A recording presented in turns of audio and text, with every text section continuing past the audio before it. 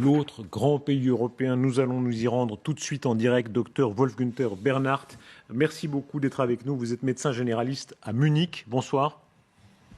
Bonsoir. Bien Et sûr, nous, on est à l'alerte aussi et on a compris, normalement, on devrait comprendre depuis très longtemps que c'est pas encore fini avec cette pandémie.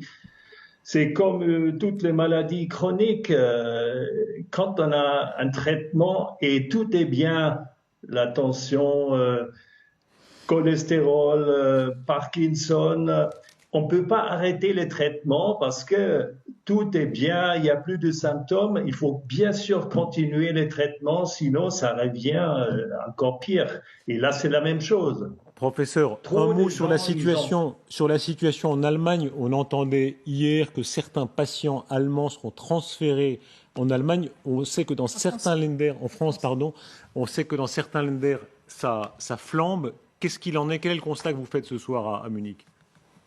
Surtout en Bavière, c'est très, très surchargé, les hôpitaux et surtout les compartiments de soins intenses. Et on est déjà en train de trier. Il y a plusieurs cas où c'était pas assez d'oxygène, de traitement, de place, et c'était nécessaire de prendre un sur deux. Comme c'était en Italie, comme c'était en États-Unis, Pardon, c'est une pardon, je me permets de situation. vous interrompre. Docteur. Vous êtes en train de nous dire qu'en Bavière, vous constatez de ça, qu'il y a déjà des... On doit choisir entre certains malades, c'est ça? Voilà, exactement. C'est les triages où on a eu peur dès le début de cette pandémie. Ça arrive dans certains services de soins intenses de gens qu'on peut plus transporter avec les avions ailleurs, qui sont trop malades.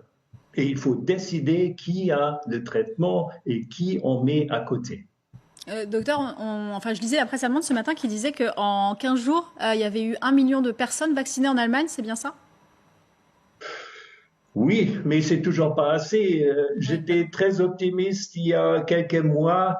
Je me dis, ça peut pas être que des gens, quand même, d'une certaine intelligence et de formation, de culture, ils peuvent pas accepter une solution comme la vaccination.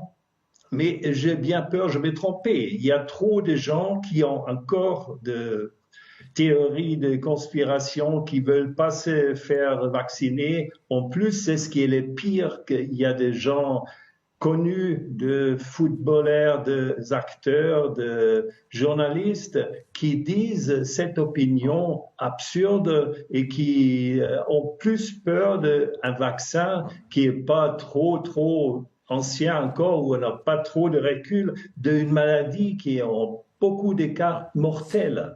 Docteur Bernhardt, merci beaucoup. Professeur Megarban, c'est très frappant.